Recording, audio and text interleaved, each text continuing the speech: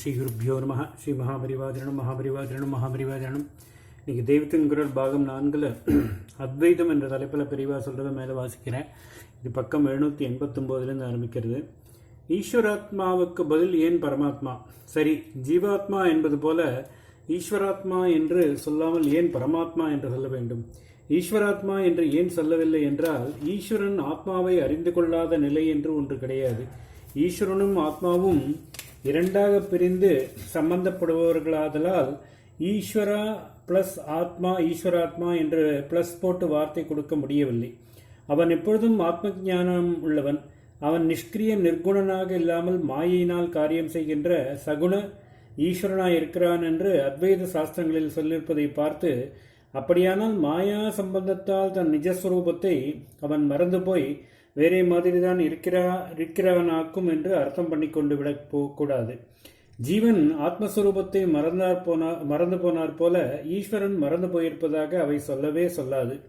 அதனால் ஈஸ்வராத்மா என்காமல் ஜீவாத்மாவுக்கு உயர்ந்தது என்று மட்டும் பரம் போட்டு காட்டி பரமாத்மா என்பது.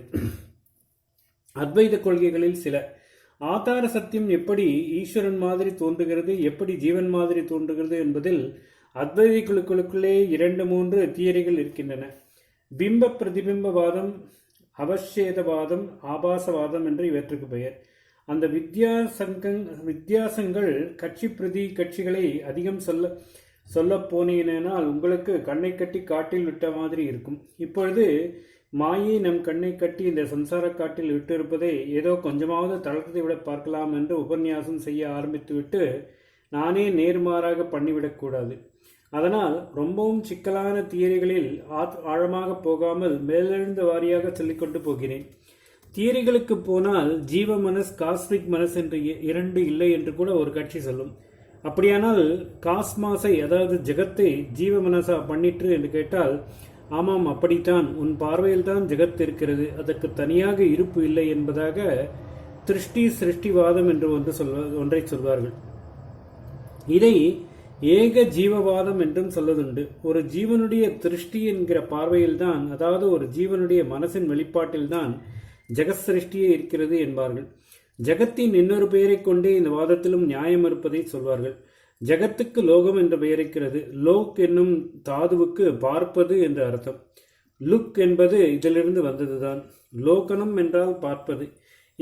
இப்படி நம்மால் பார்க்கப்படுவதால் மட்டுமே இருப்பு உள்ளதாக எது இருக்கிறதோ அதுதான் லோகம். லொக்காலிட்டி, லோக்கஸ் என்றெல்லாம் இடம் சம்பந்தமானவற்றை சொல்லதும் லோக் தாதுவை வைத்துதான்.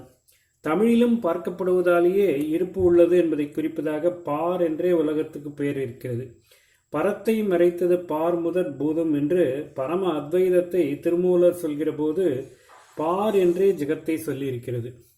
நீ பார்ப்பதால் உனக்கு லோகம் தெரிகிறது. பார்க்காவிட்டால், அதாவது மனசை வெளியிலிருந்து உள்ளே திருப்பிவிட்டால் உனக்கு லோகம் மறைந்து போகிறது. இதை வைத்தே லோகம், லொகேஷன், பார் முதலான பெயர்கள் ஜெகத்துக்கு வந்திருக்கலாம். இதற்கு தப்பர்த்தம் பண்ணி ஜீவன் பார்ப்பதால் தான் ஜெகத்துக்கே இருப்பு இருக்கிறது, ஜீவன் பார்க்காவிட்டால் அதுவும் இல்லை என்று சொல்வது என்ன நியாயம்? பூனை கண்ணை மூடிக்கொண்டா உலகம் அஸ்தமித்து போயிடுமா என்று பழமொழியே இருக்கிறதே என்று கேட்கலாம். சிருஷ்டிவாதம் சொன்னவர்களும் மகா பெரியவர்கள்தான். அவர்கள் இருந்த ஒரு உசந்த நிலையிலிருந்து கொண்டு அவர்கள் எப்படி பார்த்தார்களோ அதையே சொன்னார்கள் என்று வைத்துக் கொள்ள வேண்டுமே ஒழிய அதை நம் கோணத்திலிருந்து கிரிட்டிசைஸ் பண்ணுவது சரியல்ல. ஜீவ மனசை ஈஸ்வரன் என்கிற காஸ்மிக் மைண்ட் மாயைக்கு அந்தண்டை சேர்க்கும்போது ஒரு கட்டத்தில் அந்த காஸ்மிக் மைண்டிலேயே ஜீவ மனஸ் அப்படியே கலந்து அதுவாகவே ஆனார் போன்ற பாவம் வரும். அதாவது எதுவும் செய்யாத நிர்குண ஆத்மாவுக்கு போவதற்கு முந்தி அதற்கு போகும்படி பண்ணுகிறானே, எல்லாவற்றையும் செய்கிற சகுண ஈஸ்வரன் அவனோடு ஐக்கியமாகிவிட்டது போன்ற ஒரு ஸ்திதி வரும். அப்பொழுது அந்த பெரிய மனசின் சிருஷ்டி தன்னுடைய கல்பனை மாதிரியே தோன்றும். ஆனால் வாஸ்தவத்தில் ஜீவன் ஈஸ்வரன் ஆவதில்லைதான். ஜீவன் ஈசனாக முடியாது. எல்லாம் என்ற ஒன்று அத்வைதம் சொன்ன ஆச்சாரியாலே நிர்குண நிலையிலே பிரம்மமும் ஜீவனும் ஒன்று என்றுதான் சொன்னாரே தவிர சகுணத்தில் ஜீவனும் ஈஸ்வரனும் ஒன்று என்று சொல்லவே இல்லை. காஸ்மிக் மைண்டில் இவன் நன்றாக தோய்ந்திருக்கும் போது அந்த மைண்டான ஈஸ்வரனின் அதிசய சக்திகள் பல இவனுக்கும் வரும் என்பது வாஸ்தவம்தான். ஆனாலும் ஜகத் முழுதையும் நிர்வகிக்கும் சக்தி என்பதாக ஈஸ்வரனுக்கு உள்ள ஐஸ்வர்யம் இவனுக்கு வராது என்றே சொல்லியிருக்கிறார். பிரம்மசூத்திரத்தில் கடைசி அத்தியாயத்தில் கடைசி பாதத்தில் முக்தனை பற்றி, அதாவது சிற்றின்பங்களே தெரிந்த மனசாகிற கட்டை அறுத்து விடுபட்டு நித்தியமான பேரின்பத்தை அடைந்தவனை பற்றி சொல்லும்போது இவ்விஷயம் வருகிறது. இந்த மனஸ் போய் நிர்குண பிரம்மத்தில் கரைவதற்கு முந்தி சகுண ஈஸ்வரனும் சாயுஜ்யம் என்னும்படியான சேர்க்கையை பெறுகிற கட்டத்தில் அவனுக்கு எல்லா ஐஸ்வர்யம், அதாவது ஈஸ்வரனுடைய சகல சக்திகளும் வந்துவிடுமா என்ற கேள்வி வருகிறது. அதற்கு பதிலாக பிரம்மசூத்திரத்தை செய்த பாதராயணர், அதாவது வியாசர், மற்ற சக்தியெல்லாம் வரும், ஆனால் ஜெகத் சிருஷ்டி ஸ்திதி சம்ஹாரதி சக்திகள் ஜீவனுக்கு வரவே வராது என்று தீர்மானம் பண்ணி சொல்லியிருக்கிறார்.